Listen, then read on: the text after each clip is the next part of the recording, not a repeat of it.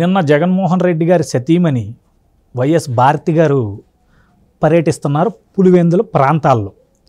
ఆ సందర్భంగా ఒక రైతు భాస్కర్ రెడ్డి అనే ఒక రైతు ఆవిడికి ఎదురుపడి, అమ్మ మేము మా తాతల దగ్గర నుండి వస్తున్న ఆస్తులు, మేము కష్టపడి కొనుగోలు చేసిన ఆస్తుల మీద మీ ఆయన ఫోటో దేనికి, నువ్వైనా చెప్పమ్మా, కొంచెం మీ ఆయన వెంటాడేమో అని ఆయన మొదటి ప్రశ్న వేసాడు. ఆవిడ షాక్ అయింది.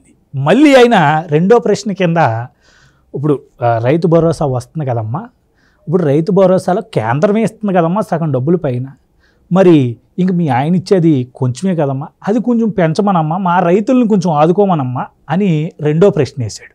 దీనికి ఆన్సర్ చెప్దామా అనే, ఇంకా ఏం చెప్తారు అనుకునే లోపే ఇంకో ప్రశ్న మళ్ళీ ఆయన సంధించాడు. నా ఎస్సీలు నా బీసీలు అని కులాల ప్రాతిపదికన విడదీస్తూ మాట్లాడుతున్నాడే, నా రైతు అని ఎందుకు జగన్మోహన్ రెడ్డి అంటలేదమ్మా అని చెప్పి చాలా సాఫ్ట్గా గారు అంటూ, సీఎం గారు అంటూ, మీ హస్బెండ్ గారు అంటూ, ఇలా ఆయన గారు అంటూ ఒక్కసారిగా భారతీ గారికి మొత్తం ఒక రకంగా చెమటలు పట్టించేశాడు. ఇప్పుడు ఇది వైరల్ అవుతున్న అంశం. ఏం లేదు మేడం, ఇప్పుడు జగన్మోహన్ నా ఎస్సీ నా మైనారిటీ అన్ని రకాలుగా ఒక్కసారి నా స్పీచ్ అన్నది ఇతన్నప్పుడు కేవలం 6,000 రూపాయలు భరోసా చెప్తాను. 6,000 కూడా 8 రూపాయలు 8,000 రూపాయలు మన రాష్ట్ర ప్రభుత్వం నిధులు. అందుకని మీరు డైరెక్ట్ గా జగన్మోహన్ రెడ్డి సత్యమని కాబట్టి మీరు తప్పకుండా ఈ విషయం చేరవేస్తారని నేను కోరుకుంటూ, అదేగా ఇప్పుడు వచ్చిన పట్ట పాస్బుక్ల పైన చేసి మా రైతు బొమ్మలు మా ఉండాలి మేడం. ఎందుకంటే ముఖ్యమంత్రి బొమ్మ కూడదని నేను మరీ చెప్తున్నాను. మీరేమనుకో, ఎందుకంటే మా అబ్బగారి తరపు నుండో ముఖ్యమంత్రి బొమ్మ కూడదని నేను. నిజంగా ఆయన రేకెత్తించిన ప్రశ్నలు కూడా కొంచెం ఆలోచన దగ్గర విషయాలే. అతను రెడ్డి సామాజిక వర్గం వాడే, అంటే జగన్మోహన్ రెడ్డి నా రెడ్డిలకి ఏదో చేసేస్తున్నట్టుగా బిల్డప్ ఇచ్చుకుంటూ ఉంటాడు కదా. ఈరోజు వాళ్ళలో కూడా ఒక చైతన్యం వచ్చింది. ఇలాంటి వ్యక్తి ఈరోజు మనల్ని రాష్ట్రంలో మాకు బ్యాడ్ నేమ్ తీసుకొస్తున్నాడు అనే ఫీలింగ్లోనే ఆయన ఎన్ని ప్రశ్నలు సంధించినట్టుగా నాకైతే అనిపిస్తుంది. మీ అభిప్రాయం ఏంటి? ఎందుకు ఆయన అలా తిరగబడ్డాడంటారో? పులివెందుల లాంటి ప్రాంతంలోనే తిరుగుబాటు మొదలైందంటే ఇంకా రాష్ట్రంలో ఏంటి వీళ్ళ పరిస్థితి? పులివెందుల నియోజకవర్గం వేంపల్లి మండలం కామరాపల్లి గ్రామానికి సంబంధించిన సర్పంచ్ గారి భర్త ఆయన భాస్కర్ రెడ్డి గారు వైసీపీ పార్టీ నాయకుడే. కానీ ఆయన ఒక రైతు. నేను చూశాను ఆయన్ని, వయసు కూడా పెద్ద వయసు ఆయనే. భారతి గారు ఎన్నికల ప్రచారానికి వచ్చారు. ఆయన ఎక్కడా సభ్యత మర్చిపోలా, చాలా గౌరవంగా సంబోధిస్తూ చాలా కీలకమైన ప్రశ్నలు సంధించారు. ఆయన ఒక పౌరుడిగా పాలకులు జవాబుదారిగా ఉండాలి మాకు అని చెప్పని భావించే ఒక సాధారణ పౌరుడు ఆయన. జగన్మోహన్ రెడ్డి గారు చెప్తారు కదా, నాయకుడు అనేవాడు మైకి తీసుకొని ఒక వాగ్దానం చేస్తే అది నెరవేర్చినప్పుడు ఆ నాయకుడు కాలరు పుచ్చుకునే చైతన్యం ప్రజల్లో ఉండాలని చెప్పని చెప్తారు కదా. అంటే నాయకుడు అనేవాడు మైకి తీసుకొని ఒక వాగ్దానం చేస్తే ఆ వాగ్దానాన్ని కట్టుబడి ఉండాలి, మాట తప్పకూడదు, మడమ తిప్పకూడదు అని చెప్తారు కదా. ఆ అంశాలని ఆ స్ఫూర్తిలో తీసుకొని ఆయన ప్రశ్నించారు నిన్న.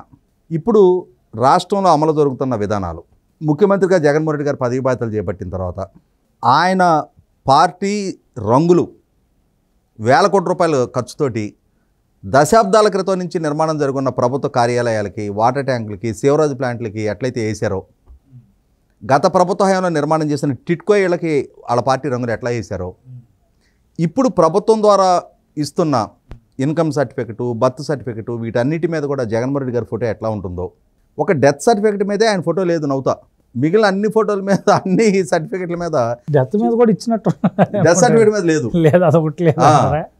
మిగిలిన అన్ని సర్టిఫికెట్ల మీద చిరునవ్వులు చిందిస్తా ఈయన ఫోటో. అంటే డెత్ సర్టిఫికేట్ మీద ఇస్తే మరీ ఎబ్బెట్టుకుంటుందో ఈయన చిరునవ్వులతో అని చెప్పని ఆ ఫోటో ముద్రీల. ఆఖరికి హాస్పిటల్లో ఓపీ స్లిప్ మీద, హాస్పిటల్లో గవర్నమెంట్ హాస్పిటల్లో క్లినికల్ టెస్టులు జరుగుతాయి కదా, ఆ రిపోర్ట్లు కాగితాల మీద కూడా ఈయన ఫోటోనే. అన్నిటికన్నా ముఖ్యంగా రెవెన్యూ డిపార్ట్మెంట్కి సంబంధించిన సర్వే రిజిస్టర్లు ఉంటాయి. ఆ సర్వే రిజిస్టర్ల మీద, ప్రజలకు సంబంధించిన పాస్బుక్ల మీద ఇదే ఆక్షేపణీయమైంది. ప్రజల భూములకు సంబంధించిన సరిహద్దురాళ్ళ మీద కూడా జగనన్న భూరక్ష, శాశ్వత హక్కు జగనన్న భూరక్ష, నా భూమికి నీ రక్ష ఏంది? ఇప్పుడు ఈ సర్వే విధానం, ఈ బౌండరీస్ ఫిక్సేషను, ఈ సర్వే రికార్డ్స్ మెయింటైన్ చేయటం, ఇదంతా బ్రిటిష్ టైం నుంచి అనాదిగా అమల్లో ఉన్న విధానం. ఇప్పుడు కొత్తగా తమరు అమల్లోకి తెచ్చిన విధానం కాదు ఇది. ఇవాళ ప్రభుత్వం ఒక రైతుకి పాస్బుక్ ఇష్యూ చేస్తుంటే, ఒక రేషన్ కార్డు ఇష్యూ చేస్తుంటే రేషన్ కార్డు ప్రభుత్వం ఇచ్చే వెల్ఫేర్ కార్డు అది. దాని మీద ఆ పాలకుడు ఫోటో ఉందంటే కొంచెం అర్థం చేసుకుందాం. కానీ ఆస్తి వీళ్ళు సంపాదించుకున్నది, ఇతని హయాంలో సంపాదించుకున్నదా, ఇతని తండ్రి నుంచి సంక్రమించిందా, ఇతని తాతల నుంచి సంక్రమించిన ఆస్తి అది. దాని మీద ఆ పాస్బుక్ మీద మీ ఫోటో ఉండటం ఏంటి? ఎందుకు ఉండాలి? ఇవాళ మీ ఆస్తి, సీఎం గారికి కూడా ఫ్యాక్టరీలు, మీడియా సంస్థలు, ఆస్తులు ఉన్నాయిగా. దాని మీద ఈ భాస్కర్ రెడ్డి గారి ఫోటో ఏమని చూద్దాం, అప్పుడు తెలిసొచ్చు దాన్ని నొప్పేంటి అనేది. ఇదే అంశాన్ని భాస్కర్ రెడ్డి గారు చాలా సూటిగా స్పష్టంగా భారతి గారిని ముందు ఈ అంశాలు పెట్టడం జరిగింది. అమ్మా, మీరు సతీమణి కాబట్టి మీరైనా చెప్పండి, తాతల నుంచి అంటే పూర్తి ఆ పులివెందుల స్లాంగ్లోనే అక్కడ తాతను అబ్బా అంటారు. జగన్మోహన్ రెడ్డి గారు కూడా రాజారెడ్డి గారి గురించి ప్రస్తావించే సందర్భంలో మా అబ్బని అని చెప్పని మెన్షన్ చేస్తుంటారు. అట్లాగే మా అబ్బల నుంచి సంక్రమించింది అంటే మా తాత నుంచి సంక్రమించిన ఆస్తి, దాని మీద మా ఫోటోలు ఉండాలి, ముఖ్యమంత్రి గారి ఫోటో ఎందుకు ఉండాలి? తర్వాత ఆయన మిగిలిన అంశాలు కూడా అంటే ఇవాళ నిజంగానే ముఖ్యమంత్రి గారు మాట్లాడే ప్రతి సందర్భంలో సమాజాన్ని కులాల ప్రాతిపదికగా విభజించి నా ఎస్సీలు, నా ఎస్టీలు, నా బీసీలు, నా మైనారిటీలు అని చెప్పని సంబోధిస్తూ ఉన్నారు. కానీ నా రైతులు, నా మహిళలు, నా యువత, నా ఉద్యోగులు, నా కార్మికులు, యువజన శ్రామిక రైతు పార్టీ అది. అంతేగాని SC, ST, BC, minority party కాదుగా. పార్టీ ఏమో యువజన శ్రామిక రైతు పార్టీయా? సంబోధించే సందర్భంలో మాత్రం ఒక్కసారి కూడా నా రైతన్న అన్న మాట ఆయన నోటి నుంచి రాలా. అదే అంశాన్ని భాస్కర్ రెడ్డి గారు లేవనెత్తడం జరిగింది. చాలా కీలకమైన అంశం అది. ఒక రైతుగా అసలు ఈ సమాజంలో నాకున్న గుర్తింపు ఏంటి? ఇవాళ ముఖ్యమంత్రి కులాల ప్రాతిపదిక మీద విభదీసి మాట్లాడుతున్నారు తప్ప రైతుగా ఒక ఐడెంటిటీ లేదు అని చెప్పని ఆయన ఆవేదన ఆ రకంగా వెలువచ్చడం జరిగింది. ఇంకొక అంశం వచ్చేటప్పటికి ప్రభుత్వం రైతాంగానికి ఇస్తున్నట్టుగా ప్రచారం చేసుకుంటున్న రైతు భరోసా. జగన్మోహన్ రెడ్డి గారు 2019 ఎన్నికలకు ముందు 4 సంవత్సరాలు సంవత్సరానికి 12,500 చొప్పున 50,000 ఇస్తానని వాగ్దానం చేశారు. నమ్మారు ప్రజలు, ఆయన ఓట్లు వేశారు. అధికారంలోకి వచ్చిన తర్వాత ఏం చేశారు? ఈ 50,000 తనిస్తానని చెప్పారు. అంతేగాని కేంద్ర ప్రభుత్వం నుంచి వచ్చే డబ్బులు కలుపుకొని ఇస్తానని చెప్పాల. అధికారంలోకి వచ్చిన తర్వాత నాలిక మడతేసి ఆయనకి వాళ్ళ వ్యూహకర్తలు వాళ్ళ సోషల్ మీడియా ఇచ్చే మాట తప్పడం మడమ తిప్పడం ట్యాగ్ లైన్ని మడిచి జేబులో పెట్టుకొని మాట తప్పి మడమ తిప్పేసి రాష్ట్ర ప్రభుత్వం నుంచి 7,500 ఇస్తాం అంటే 5 సంవత్సరాల్లో 37,500 చెప్పింది 50,000 వాగ్దానం. కేంద్ర ప్రభుత్వం నుంచి వచ్చి 6,000 కలిపి మీకు 13,500 5 సంవత్సరాల మీద 67,500 ఇస్తున్నామని చెప్తున్నారు. వాస్తవంగా అయితే ఈయన 50,000 ఇవ్వాలి, వాళ్ళు 30,000 80,000 రావాలి. 80,000 రావాల్సిన దగ్గర 67,500 వస్తున్నాయి. ఇప్పుడు 16,000 ఇస్తాము అంటే 5 సంవత్సరాలు 80,000 ఇస్తామని చెప్తున్నారు. ఈ 80,000లో 30,000 కేంద్ర ప్రభుత్వమే ఇస్తుంది. బహుశా రేపు అధికారంలోకి వచ్చినాక వాళ్ళు కూడా 6,000 8,000 చేస్తారేమో తెలియదు. ప్రస్తుతానికైతే 6,000 వేసుకున్నా కూడా 30,000 వాళ్ళే ఇస్తున్నారు. అంటే ఈయన 2019లో చెప్పిన 50,000 2024లో అమలుపరుస్తానని చెప్తున్నాడు. 2024 నుంచి 29 దాకా. ఇదే అంశాన్ని భాస్కర్ రెడ్డి గారు నేను ప్రస్తావించడం జరిగింది. రైతాంగానికి ఇంకొంచెం ఇతోధికంగా పెద్ద చేయి చేసుకొని సహాయం చేయమనండి.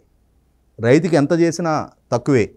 రెక్కల ముక్కలు చేసుకొని వాళ్ళ ఆరుగాలం శ్రమించి పంట పండించే రైతుకి కొద్దిగా సహాయం చేయడానికి చేసిన వాగ్దానం నిలుపుకుంటే సరిపోద్ది.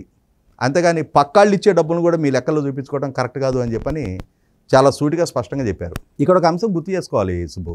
ఈ భాస్కర్ రెడ్డి గారు పులివెందుల నియోజకవర్గ వాసి. అక్కడ వైసీపీలో ఒక సర్పంచ్ స్థాయి నాయకుడు. ఎన్నికలు సమీపించున్నాయి. ఆల్రెడీ పోయినసారి పట్టభద్రుల ఎమ్మెల్సీ ఎలక్షన్స్లో అక్కడ తెలుగుదేశంకి మెజార్టీ వచ్చింది. ఓ పక్క నుంచి శరణ్ గారు, డాక్టర్ సునీత గారు అగ్గి మండిస్తూ ఉన్నారు ఆ పులివెందుల నియోజకవర్గంలో. కొంగుజాచి మాకు అన్యాయం జరిగింది, మా నాయన్ని చంపేశారు, చంపిన వాళ్ళు ఇక్కడ పోటీ చేస్తున్నారు, ఆ పోటీ చేసి వాళ్ళని కాపాడుతున్న ఆయన ఇక్కడ ఎమ్మెల్యేకి పోటీ చేస్తున్నాడు, కాబట్టి మాకు ఓట్లేయండి అని చెప్పని వాళ్ళు అక్కడ మంట పెడతా ఉన్నారు. ఇటువంటి పరిస్థితుల్లో దండం పెట్టి దశకం పెట్టి ఎట్టొగట్ట మా ఆయన్ని గెలిపిమని చెప్పని భారతి గారు తెలుగుతుంది. జగన్మోహన్ రెడ్డి గారు కూడా చెల్లెళ్ళని తిడుతున్నాడు. అంటే ఇక్కడ ఒక అభద్రతా భావం పులివెందుల నియోజకవర్గంలో జగన్మోహన్ రెడ్డి గారికి మొదలైంది. ఆల్రెడీ పట్టభద్రుల ఎమ్మెల్సీ ఎలక్షన్స్లో తెలుగుదేశం మెజార్టీ వచ్చి కనిపిస్తుంది అక్కడ. ఇటువంటి పరిస్థితుల్లో ఈ భాస్కర్ రెడ్డి గారు లాంటి వాళ్ళ మీద మమ్మల్నే ప్రశ్నిస్తావా, ముఖ్యమంత్రి గారి సతీమణినే ప్రశ్నిస్తావా అని చెప్పని మామూలు సందర్భాలు అయితే ఎగబడి దూకేసి 4 తోపులు దోసేవాళ్ళు ఆయన్ని. ఇప్పుడు పరిస్థితులు ప్రతికూలంగా మారుతున్నాయి. ఇప్పుడు ఒక రైతు మీద, ఒక జెన్యూన్ ఇష్యూస్ రైజ్ చేసిన రైతు మీద గతంలో లాగా దాష్టికాలు చేస్తే, గతంలో ముఖ్యమంత్రిని చిన్న తప్పులు ఎత్తి చూపితేనే కదా రంగనాయకమ్మ గారిని తీసుకెళ్ళి అరెస్ట్ చేసింది, తెలుగుదేశం సోషల్ మీడియా కార్యకర్తల మీద అరెస్టులు చేసి కస్టడియల్ టార్చర్కి గురి చేసింది. ప్రభుత్వ లోపాలను ప్రస్తావించినందుకే కదా రఘురామకృష్ణరాజు గారిని అరికాలు కోటింగ్ ఇచ్చి కాళ్ళు కమిలిపోయిన దాకా కొట్టింది. భాస్కర్ రెడ్డి గారు కూడా గతి పట్టించేవాళ్లే. ఎన్నికలు వచ్చినాయి, 10 రోజుల్లో ఎలక్షన్స్ ఉన్నాయి, కోడ్ ఆఫ్ కండక్ట్ అమల్లో ఉంది, పరిస్థితులన్నీ అక్కడ చూడకపోతే ప్రతికూలంగా మారుతూ ఉన్నాయి. ఇప్పుడు ఈ రైతు మీద కూడా అదే దౌర్జన్యం చేస్తే రేపు రోజున మరింతగా పుట్టుముంచుద్దామని చెప్పిన భయంతో భారతి గారు ఈయన ఏ ప్రశ్న లేపినా కూడా వాటికి సమాధానం చెప్పే ధైర్యం లేదు, స్థైర్యం లేదు. ఎందుకంటే అతను నిజాయితీగా లేవనెత్తాడు అంశాలు, వాటి గురించి సమాధానం చెప్పగలిగే స్థైర్యం ఆమె దగ్గర లేదు. మౌనంగా వెళ్ళిపోయింది ఆమె. ముందు నవమోహం పెట్టింది, ఫేషియల్ ఎక్స్ప్రెషన్స్ మనకు అర్థమవుతున్నాయి. సమాధానం చెప్పలేక మౌనంగా నిష్క్రమించింది. అంటే నిజాయితీ సూటిగా స్పష్టంగా కళ్ళలో చూసి మాట్లాడుతుంది. గిల్టీనెస్ ఆ సూటిగా స్పష్టంగా చూడలేని పరిస్థితిలో మౌనంగా నిష్క్రమిస్తారు అక్కడి నుంచి. అదే పరిస్థితి నిన్న భారతి గారికి ఎదురైంది.